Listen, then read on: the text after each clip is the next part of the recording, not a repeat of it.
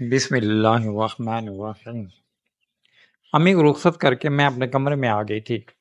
اس وقت میرا پورا وجود لرز رہا تھا، آنکھوں سے آنسو جاری تھے۔ امی مجھے تنہا چھوڑ کر چلی جائیں گی، میں نے تو کبھی ایسا خواب میں بھی نہیں سوچا تھا۔ کوئی جوان بیٹی کو چھوڑ کر یوں بھی چلتا ہے کیا؟ تب ہی میرے کمرے کے دروازے پر دستک ہوئی تھی۔ ابو کمرے میں آ گئے تھے۔ میں نے جلدی سے سر پر دوپٹہ درست کیا تھا۔ ابو کہنے لگے تمہاری اجازت ہو تو کچھ دیر تمہارے پاس بیٹھ جاؤں؟ آج سے پہلے کبھی ایسا نہیں ہوا تھا کہ ابو میرے کمرے میں آ گئے ہوں۔ وہ مجھ سے ہمیشہ دوری بنائے رکھتے تھے۔ میں نے حیران ہوتے ہوئے سر ہلا دیا تو وہ بیڈ پر بیٹھ گئے تھے۔ کہنے لگے علیشہ میں تمہارا سگا باپ نہیں ہوں، یہ حقیقت تم بھی جانتی ہو۔ جب تم 7 برس کی تھیں تب تمہاری امی نے میرے ساتھ شادی کی تھی۔ مجھے ہمیشہ یہی لگتا تھا کہ تم مجھے باپ کا درجہ نہیں دے پاؤ گی، اس لیے تم سے ہمیشہ دور رہا۔ آج تمہاری ماں اس دنیا سے چلی گئی ہے۔ ناہید ہی ہم دونوں کے درمیان رابطے کا وہ ذریعہ تھی۔ اب تم ہی بتاؤ کہ ایک گھر میں ہمارا گزارا کیسے ہوگا؟ مجھے تو جوان بچیوں سے ویسے بھی ڈر لگتا ہے کہ کوئی اونچ نیچ کر کے خاندان کی عزت ہی خراب نہ کر دیں، اس لیے میں تم سے یہی کہنے آیا ہوں کہ میں تمہاری شادی کر دینا چاہتا ہوں۔ نبیل اچھا لڑکا ہے، کل وہ اور اس کے ابو ہمارے گھر آ کر نکاح پڑھوا کر تمہیں رخصت کر کے لے جائیں گے۔ تمہیں کوئی اعتراض تو نہیں ہے؟ میرا منہ کھلے کا کھلا رہ گیا تھا۔ میں بولی ابو آپ یہ کیا کہہ رہے ہیں؟ آپ اپنے حواس میں تو ہیں؟ آج میری ماں مری ہے اور آپ مجھ سے میری شادی کی بات کر رہے ہیں؟ آپ کو کیا ہو گیا ہے؟ ابھی تو میری ماں کے کل بھی نہیں ہوئے اور آپ میری شادی کروا دینا چاہتے ہیں۔ ابو کہنے لگے علیشہ تمہاری بہتری کے لیے کہہ رہا ہوں، کیونکہ میں جوان بچے کو گھر میں نہیں چھوڑ سکتا۔ تم گھر میں اکیلی رہو گی تو تمہارے لیے اچھا نہیں ہوگا۔ ابو نے یہ بات کچھ اس انداز سے کہی تھی کہ میری ریڑھ کی ہڈی میں سنسنی سی دوڑ گئی تھی۔ میں نے بڑی مشکل سے ہمت کی اور بولی ابو میں تنہا نہیں رہوں گی، آپ کے ساتھ رہوں گی، مجھے امید ہے کہ سب ٹھیک رہے گا۔ ابو کہنے لگے میں تمہارا سگا باپ نہیں ہوں، آئی سمجھ، میرے ساتھ رہنا بھی مناسب نہیں ہے۔ اتنا کہہ کے ابو اٹھ کر کمرے سے باہر نکل گئے تھے، جبکہ میں تو بے یقینی میں بیٹھی رہ گئی تھی۔ مجھے اپنے کانوں پر یقین نہیں ہو رہا تھا کہ میں نے جو کچھ سنا ہے وہ درست سنا ہے۔ ابو کی یہ 7 منٹ کی گفتگو عجیب و غریب قسم کی تھی۔ انہوں نے تینوں باتیں ہی حیرت میں ڈال دینے والی کر دی تھیں۔ آج میری ماں مری تھی اور ابو مجھ سے شادی کی بات کر گئے تھے۔ یہ بھی کہہ دیا کہ گھر میں تم میرے ساتھ اس لیے نہیں رہ سکتی کیونکہ میں تمہارا سوتیلا باپ ہوں۔ بھلا ان کو کون سمجھائے کہ باپ تو باپ ہی ہوتا ہے، پھر چاہے وہ سگا ہو یا سوتیلا۔ ابو نے تو میرے لیے رشتہ بھی نبیل کا دیکھا تھا جو ابھی کل کا بچہ تھا، وہ تو میری گود میں پلا تھا، بھلا میں اس سے کیسی شادی کر سکتی تھی؟ میری آنکھوں سے آنسو بہ رہے تھے۔ ماں اس دنیا سے چلی جائے تو کیا ہر رشتہ غیر ہو جاتا ہے؟ میرا دل بہت بھاری تھا۔ امی مجھ سے بچھڑ گئی تھیں اور اب مجھے اس انوکھے رشتے کی فکر تھی۔ میں نے سوچ لیا تھا کہ صبح ابو کو صاف الفاظ میں کہہ دوں گی کہ میں یہ شادی نہیں کر سکتی، اور جب تک امی کی جدائی کا غم میرے دل سے ہلکا نہیں ہوتا آپ شادی کا نام بھی مت لیجئے گا۔ مگر پھر امی کی باتیں میرے دماغ میں گردش کرنے لگی تھی۔ وہ اکثر مجھ سے کہا کرتی تھی کہ فیاض بہت ضدی مرد ہے، یہ ایک بار جس بات کے پیچھے لگ جائے اس کو پورا کروا کر ہی رہتا ہے۔ میری بات کی تو کوئی اہمیت ہی نہیں ہے اس شخص کی نظر میں۔ تو میں امی سے کہتی کہ ابو آپ سے پیار تو بہت کرتے ہیں، تو امی مسکرا کر کہتی ہاں پیار کرتا ہے مگر مانتا نہیں ہے کوئی بات، اس کے خمیر میں ہی ضد شامل ہے۔ یہ باتیں سوچ کر میں مزید پریشان ہو گئی تھی کہ ابو جب اپنی محبوب ترین بیوی کی بات نہیں مانتے تھے تو میری بات کیسے مانیں گے؟ ساری رات یوں ہی آنکھوں میں کٹ گئی تھی۔ جیسے ہی صبح کی روشنی ہوئی آس پڑوس کی عورتیں میرے گھر آنے لگی تھیں۔ آج امی کا دوسرا دن تھا تو گھر میں پھر سے لوگوں کا رش پڑ گیا تھا۔ میری امی بہت ہی نفیس عورت تھی، ان کے جانے کا غم ہر فرد کو تھا۔ دستور کے مطابق امی کے لیے قرآن پاک پڑھے جانے لگا اور کلمے کا ورد ہونے لگا تھا۔ ایسے میں نے محسوس کیا تھا کہ ابو بہت پریشان سے تھے، وہ یہاں وہاں ٹہل رہے تھے۔ میں سب کچھ صاف سمجھ رہی تھی کہ وہ چاہتے تھے کہ کسی طرح گھر عورتوں سے خالی ہو جائے اور وہ میرا نکاح نبیل سے پڑھوا دیں۔ اب محلے کی عورتوں کے سامنے تو وہ اتنی غیر مناسب بات نہیں کر سکتے تھے۔ مجھے اب تسلی ہو گئی تھی کہ جب تک ہمارے گھر میں عورتوں کا رش رہے گا ابو اس نامناسب سے چوڑ کی بات نہیں کر پائیں گے۔ سارا دن یوں ہی گزر گیا تھا۔ رات ہونے لگی تو آہستہ آہستہ میرا گھر پھر سے خالی ہونے لگا تھا۔ میرا دل بڑا گھبرا رہا تھا۔ سب سے آخر میں خالہ رضیہ اٹھنے لگی تو میں بولی خالہ خدا رہا آپ مجھے چھوڑ کے مت جائیں، مجھے یہ خالی گھر کاٹ کھانے کو دوڑتا ہے، میں نہیں رہ سکتی امی کے بغیر۔ میری حالت دیکھ کر خالہ کی آنکھوں میں بھی آنسو آ گئے تھے۔ انہوں نے میرے سر پر ہاتھ رکھا اور بولی ٹھیک ہے آج رات میں تمہارے پاس رک جاؤں گی، لیکن پہلے مجھے گھر جانے دو، میں اپنے گھر والوں کو مطلع کر رہا ہوں۔ میں نے سر ہلا دیا اور بولی خالہ آپ دبے قدموں سے اپنے گھر جانا کہ ابو کو پتہ نہ چل جائے میں گھر میں اکیلی ہوں۔ میری بات سن کر خالہ چونک گئی تھی، مگر پھر کچھ کہے بنا ہی وہ گھر سے باہر نکل گئی تھی۔ میں بڑی پریشان تھی کہ ابو کہیں مولوی کو لا کر میرا نکاح نہ پڑوا دیں۔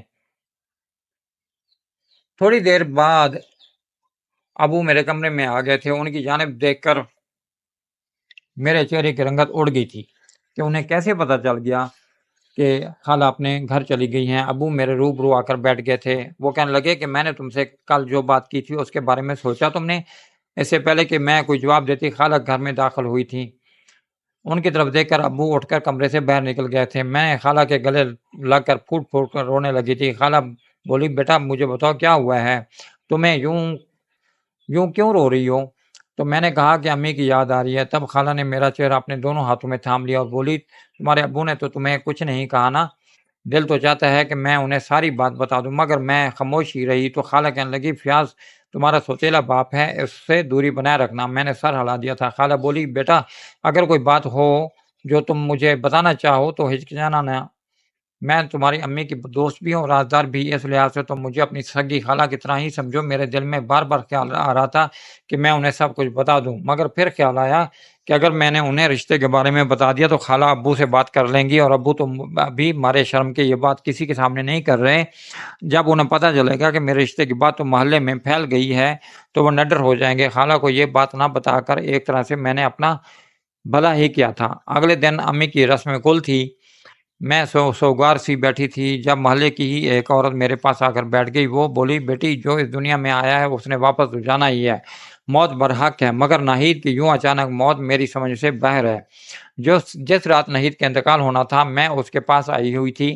یہ بات تو تم بھی جانتی ہو کہ شام تک میں ناہید کے پاس بیٹھی ہوئی تھی۔ وہ بالکل تندرست تھی مگر تھوڑی پریشان ضرور تھی۔ میں نے پریشانی کی وجہ پوچھی تو کہنے لگی کہ پریشانی زندگی کا حصہ ہوتی ہیں، تم کوئی اور بات کرو جیسے میرا دل بہل جائے۔ صبح جب ناہید کی موت کا اعلان ہوا تو مجھے اپنے کانوں پر یقین ہی نہیں آیا یہ کیسے ممکن ہوا۔ تم مجھے بتاؤ تمہاری ماں اچانک کیسے مر گئی؟ میں آنٹی کی بات سن کر حیران رہ گئی تھی۔ امی کے اچانک موت کا صدمہ اس قدر گہرا تھا کہ میں تو کچھ اور سوچ بھی نہیں پائی تھی۔ رات تک امی اچھی بھلی تھی مگر پھر نہ جانے وہ صبح کیوں نہ اٹھی۔ خیر شام ہوئی تو پھر سے میرا گھر خالی ہو گیا تھا۔ آج پھر میں نے خالہ کو اپنے پاس روک لیا تھا۔ چند دن تو یوں ہی گزر گئے تھے مگر پانچویں دن خالہ بڑی اداس سی بیٹھی ہوئی تھی۔ میں نے وجہ پوچھی تو کہنے لگی علیشہ تمہیں تو علم ہی ہے کہ میرا شوہر کس قدر شکی مزاج انسان ہے۔ آج میں تمہارے پاس آنے لگی تو وہ بولا ناہید کے مرنے کے بعد اس کے گھر میں تمہارا آنا جانا کچھ زیادہ ہی نہیں ہو گیا، لگتا ہے اس کے شوہر نے تمہیں کوئی آس امید دکھا دی ہے۔ یہ بات سن کر تو میں لرز ہی گئی تھی۔ بیٹا میں نے اپنی ساری زندگی میں بس عزت ہی کمائی ہے، اگر یہ عزت میرے ہاتھ سے چلی گئی تو میں کیا کروں گی؟ آج کے بعد میں یہاں رات رکنے کے لیے نہیں آ سکتی۔ اپنے باپ سے پوچھ لو، اگر وہ اجازت دیتا ہے تو تم میرے گھر آ کر سو جایا کرنا۔ میں خالہ کی باتیں سن کر پریشان ہو گئی تھی مگر کیا کرتی ہوں، ان کی مجبوری تھی۔ نہ جانے ابو کو کیسے پتہ چل گیا تھا کہ اب خالہ میرے پاس رکنے کے لیے نہیں آیا کریں گی۔ صبح ہوتے ہی وہ گھر سے نکل گئے تھے اور جب لوٹے تو ان کے ساتھ مولوی صاحب تھے اور نبیل کے والدین اور چند گواہ بھی تھے۔ میں اسی چیز سے تو فرار ہونا چاہتی تھی اور آج وہ وقت آ ہی گیا تھا جب میرے 15 سالہ کزن کی بارات میرے لیے آ گئی تھی۔ میں نے اپنی سوتیلی پھوپھو سے کہا کہ ابھی نبیل بہت چھوٹا ہے، اس کی شادی کی عمر نہیں ہے، آپ اپنے بھائی کو یہ سب کرنے سے روکیں۔ میری سوتیلی پھوپھو کسی قسم کا لحاظ مربت رکھنے والی عورت نہیں تھی، وہ منہ پر بات کرنے کی عادی تھی۔ بولی میں نے تو کبھی خواب میں بھی نہیں سوچا تھا کہ مجھے تم جیسی لڑکی کو بہو بنانا پڑے گا، تم تو مجھے اول روز سے ہی ناپسند ہو، میں تو بس بھائی کے منہ کو چپ ہوں، میرے ہاتھ میں کچھ ہوتا تو آج یہ شادی نہ ہو رہی ہوتی۔ میں نے بھائی کو سمجھانے کی بہت کوشش کی مگر انہوں نے میری ایک بات نہ سنی۔ آخر تنگ آ کر میں نے بھی کہہ دیا کہ علیشہ کو رخصت کر کے گھر نہیں لے کر جاؤں گی بلکہ نبیل بھی میں نے آپ کو ہی دے دینا ہے۔ بھائی نے میری یہ بات مان لی۔ پھوپھو کی باتیں سن کر میں دنگ رہ گئی تھی۔ کاش دنیا میں میرے پاس ایسا تو کوئی رشتہ ہوتا جو مجھے اس مصیبت سے نکال لیتا۔ چونکہ میں بے بس تھی مجھے ہار ماننا پڑی تھی۔ میرا یوں نکاح ہو گیا 7 برس کے چھوٹے لڑکے سے۔ میرا ہی کمرہ ہم دونوں کے رہنے کے لیے سجا دیا گیا تھا۔ واپس گھر جاتے ہوئے پھپھو نے اپنے بیٹے کے سر پر پیار دیا اور کہنے لگی، اس علیشا سے بچ کر رہنا، بڑی عمر کی عورتیں بڑی خطرناک ہوتی ہیں۔ میں چپ چاپ بیٹھی رہ گئی تھی۔ پھپھو کے جانے کے بعد نبیل نے اٹھ کر کمرے کو کنڈی لگا لی تھی۔ وہ میرے پاس آ کر بیٹھنے لگا تو میں نے اسے جھڑک دیا تھا۔ میں بولی، چپ چاپ جا کر صوفے پر بیٹھ جاؤ، مجھ سے بات کرنے کی بھی کوشش مت کرنا، اگر کوشش کی تو میں تمہارا منہ توڑ دوں گی۔ وہ گھبرا گیا تھا، کہنے لگا، اب میں آپ کو آپ ہی تو نہیں کہہ سکتا،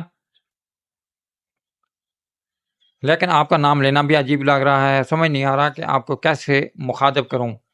میں نے اس شادی کے لیے نہیں کہا تھا، ماموں کو انہوں نے اپنی مرضی کی ہے، اس لیے مجھ پر غصہ مت کریں۔ میں بولی، اگر تم میرے غصے سے بچنا چاہتے ہو تو جس قدر ممکن ہو سکے مجھ سے دور رہو۔ اس نے سر ہلا دیا، صوفے پر ہی لیٹ گیا۔ وہ چھوٹا تھا اس لیے مجھ سے دب گیا تھا۔ اس کا ذہن بھی کچا تھا، اسے کیا پتا تھا کہ اس نے مجھ سے شادی کر کے مجھ پر کتنا بڑا ظلم کر دیا ہے۔ وہ صوفے پر لیٹتے ہی سو گیا تھا، جبکہ میں ساری رات جاگتی رہی تھی۔ صبح میں کمرے سے باہر نکلی تو ابو کو بڑا خوش پایا تھا، وہ مسکرا رہے تھے۔ میں نے ان سے کوئی بات نہ کی تھی، مجھے ان پر بڑا غصہ تھا کہ انہوں نے میری شادی کل کے بچے کے ساتھ کیوں کروا دی ہے۔ نبیل سارا دن اپنے کمرے میں ہی رہا تھا۔ شام کو میں نے اس کی موجودگی سے تنگ آ کر کہہ دیا کہ تم کیا انڈوں پر بیٹھے ہوئے ہو، جاؤ باہر گھومو پھرو، یہاں کیا کر رہے ہو صبح سے؟ وہ کہنے لگا دراصل ماموں نے کہا تھا کہ اپنی بیوی کا خیال رکھنا، اگر میں کمرے سے باہر نکلا تو وہ مجھے ڈانٹ دیں گے۔ میں بولی، میں تمہیں ان کے غصے سے بچا لوں گی، تم باہر جا کر کھیلو۔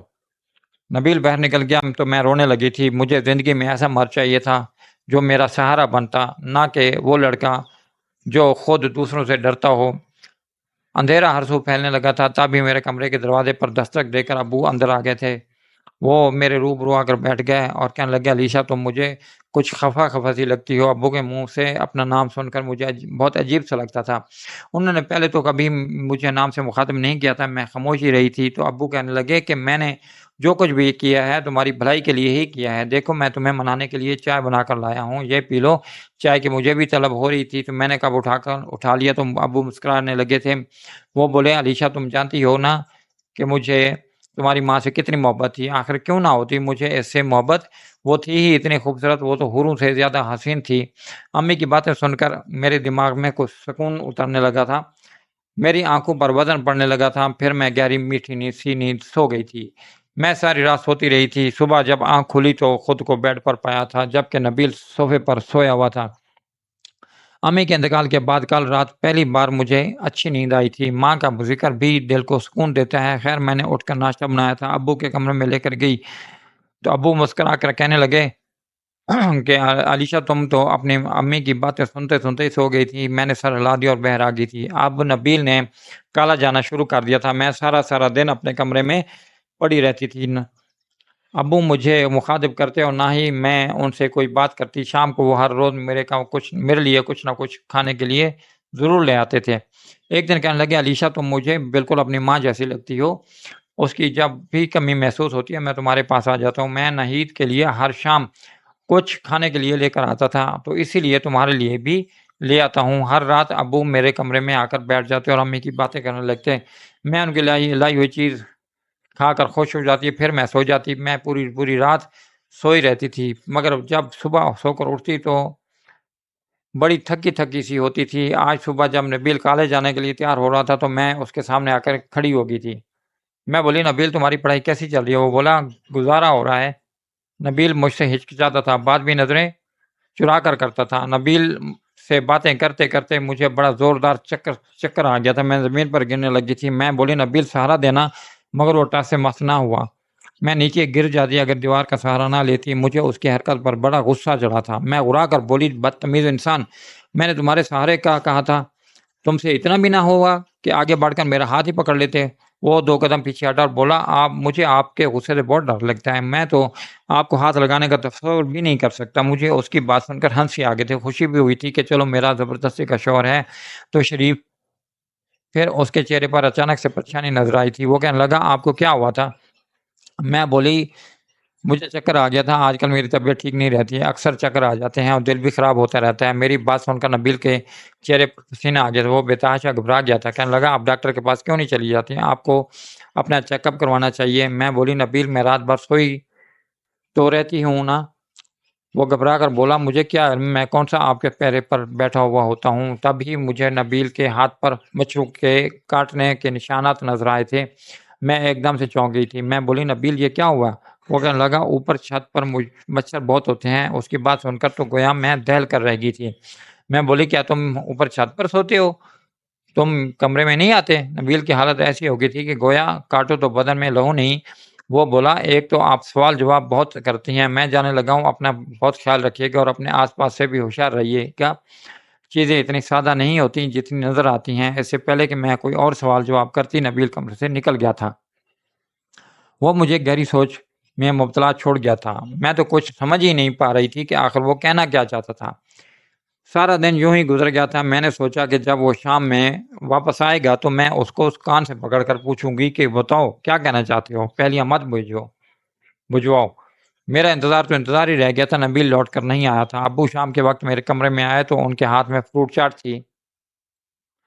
وہ کہنے لگے کہ ایسی چاٹ میں تمہاری امی کے لیے بنایا کرتا تھا۔ ایک بار موضوع پھر سے امی کی جانب مڑ گیا تھا، جبکہ میں نے خود کو باتوں میں ڈوبنے سے بچایا تھا۔ میں بولی ابو نبیل کتنے بجے گھر آتا ہے؟ ابو بولے اس کا کوئی وقت مقرر نہیں ہے، وہ تو ہے ہی آوارہ۔ تمہیں معلوم ہی تمہاری امی نبیل کی حرکتیں دیکھ کر کہا کرتی تھی کہ شکر ہے اللہ نے مجھے بیٹی دی ہے، بیٹا ہوتا تو میں اس کے پیرے ہی دیتی رہتی۔ ایک بار پھر سے امی کا ذکر آیا تھا۔ نہ جانے ابو ہر بات میں بار بار امی کا ذکر کیوں کر رہے تھے۔ یا تو وہ سچ میں امی کو بہت یاد کرتے تھے یا پھر میری توجہ ہٹانا چاہتے تھے۔ میں نے چاٹ کھائی تو سو گئی۔ صبح اٹھی تو طبیعت پھر سے بڑی خراب تھی۔ میں بستر سے اٹھی تو چکرا کر گر گئی تھی۔ ابو ہی مجھے ہسپتال لے کر گئے تھے۔ ڈاکٹر نے چیک کیا تو وہ ابو کو ساتھ باہر لے گئے تھے۔ جب وہ واپس آئے تو مسکرا رہے تھے۔ میں بولی ابو ڈاکٹر نے کیا بتایا؟ تو وہ بولے ڈاکٹر کہہ رہا تھا کہ میں نانا بننے والا ہوں۔ میں تو چیخ ہی پڑی تھی اور بولی کیا؟ آپ یہ کیا کہہ رہے ہیں؟ ابو مسکرا کر بولے اتنی حیران ہونے کی کیا ضرورت ہے، تمہاری شادی ہوئی ہے، نبیل باپ بننے والا ہے۔ میں نے تو اپنا سر دونوں ہاتھوں میں گرا لیا تھا۔ میں بولی ابو نبیل کہاں ہے، اسے بلائیں۔ وہ کہنے لگے ہاں مجھے پتا ہے تم کہ یہ بات سب سے پہلے اپنے شوہر کو بتانا چاہتی ہو، مگر وہ نالائق نہ جانے کہاں گیا ہوا ہے، اس کا کچھ اتا پتہ ہی نہیں ہے۔ ابو مجھے گھر لے آئے تھے، مجھے بڑی پریشانی ہو رہی تھی، کچھ سمجھ ہی نہیں آ رہا تھا کہ میں کیا کروں۔ میں نے خالہ کو فون کر کے گھر بلا لیا تھا، وہ کچھ پریشان لگ رہی تھی۔ میں نے وجہ پوچھی تو کہنے لگی کہ تمہارے اور نبیل کے درمیان سب ٹھیک تو ہے نا؟ میں بولی کیوں، کیا ہوا؟ آپ یہ سب کیوں پوچھ رہی ہیں؟ خالہ بولی میرے کمرے کا چھت والا پنکھا جل گیا ہے، اس لیے میں اور میرا شوہر اوپر چھت پر ہی سوتے ہیں۔ جب سے تمہاری اور نبیل کی شادی ہوئی وہ بھی چھت پر ہی سوتا ہے، کیا بات ہے، کوئی لڑائی جھگڑا ہوا ہے کیا؟ میں رونے لگی تھی۔ میں بولی خالہ نبیل مجھ سے ڈرتا ہے، وہ دور دور رہتا ہے، اس نے تو کبھی مجھے ہاتھ بھی نہیں لگایا، آج مجھے پتا چلا کہ میں امید سے ہوں۔ میری بات سن کر خالہ نے اپنا سر پیٹ لیا تھا۔ وہ کہنے لگے تم کیا کہہ رہی ہو علیشہ؟ جب تمہارا شوہر ہی تم سے دور دور رہتا ہے تو پھر تم کیسے امید سے ہو؟ میں رونے لگی تھی اور بولی مجھے کچھ بھی سمجھ نہیں آ رہی تھی، میرے ہاتھوں پیروں سے دم نکلا ہوا ہے، مجھے آپ بتائیں میں کیا کروں؟ خالہ سوچ میں پڑ گئی تھی۔ وہ بولی علیشہ تم تو بہت نیک سیرت بچی ہو، میں جانتی ہوں کہ تمہارے ساتھ جو کچھ بھی ہوا ہے اس میں رتی برابر بھی تمہارا گناہ شامل نہیں ہے، مجھے بتاؤ تمہارے ساتھ یہ ظلم کس نے کیا؟ میں بولی خالہ میں یہ سب سوچنے بیٹھوں تو میرا دماغ پھٹنے لگتا ہے، میں کل کی کوئی ننھی سی بچی تو نہیں ہوں کہ مجھ پر ظلم کر کے کوئی چلا جائے تو مجھے پتہ ہی نہ ہو۔ یہ سب میری بے خبری میں ہوا ہے، مجھے نہیں علم کہ میرا گناہ گار کون ہے۔ خالہ کہنے لگی کہ تم گھر سے باہر کہیں نکلی ہو؟ میں بولی شادی کے بعد تو میں کہیں بھی نہیں گئی۔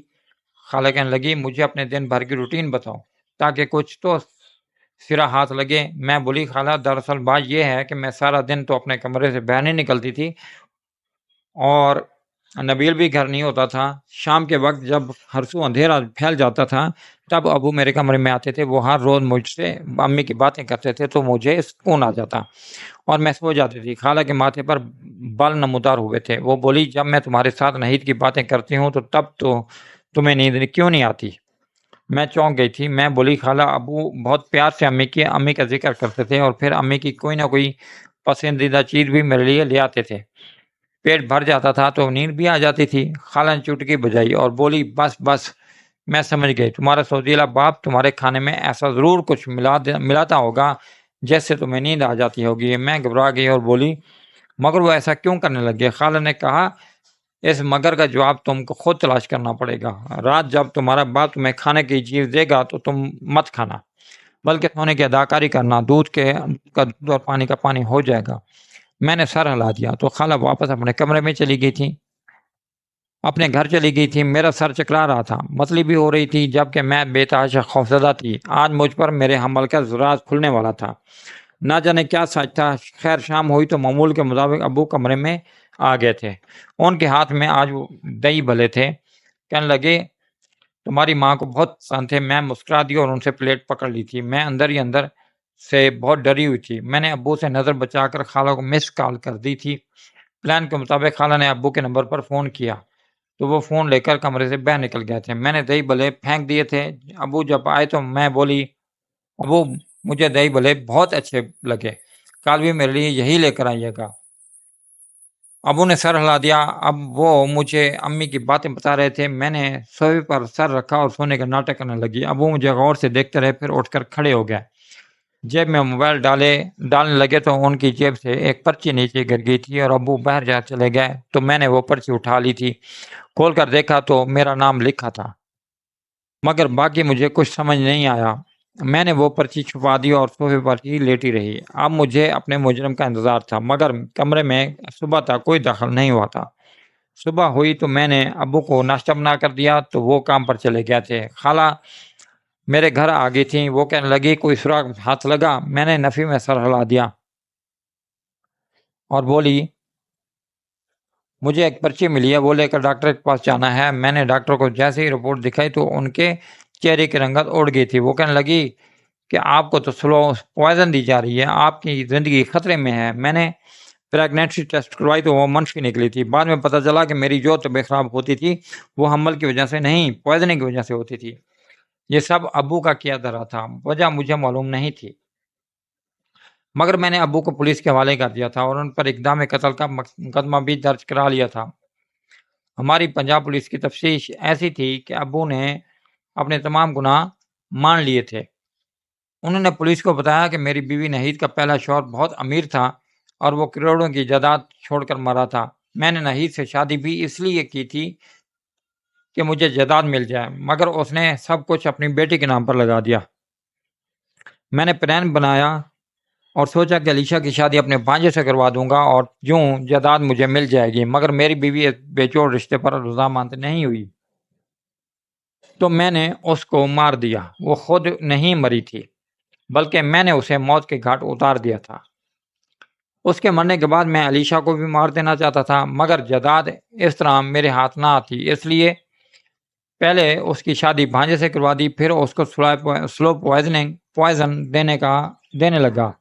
علیشہ مر جاتی اور جائیداد کا مالک میرا بھانجا بن جاتا، پھر اس سے سب کچھ میں ہی ہتھیا لیتا، مگر نہ جانے کیسے علیشہ کو یہ سب پتہ چل گیا۔ یہ سب باتیں سن کر میں تو دنگ رہ گئی تھی، کیا کوئی اس قدر بھی گر سکتا ہے؟ خیر ابو کو تو سزائے موت کی سزا ہو گئی تھی اور نبیل سے میں نے خلا لے لی تھی۔ اب میں اپنی پڑوسن خالہ کے گھر رہتی ہوں۔ میری طبیعت اکثر خراب رہتی ہے، میں بستر سے لگ گئی ہوں۔ سلو پوائزننگ نے مجھے بہت نقصان پہنچایا ہے، مگر چونکہ میرا علاج چل رہا ہے تو مجھے بہتری کی امید ہے، لہٰذا آپ لوگ میرے لیے دعا کیجیے گا۔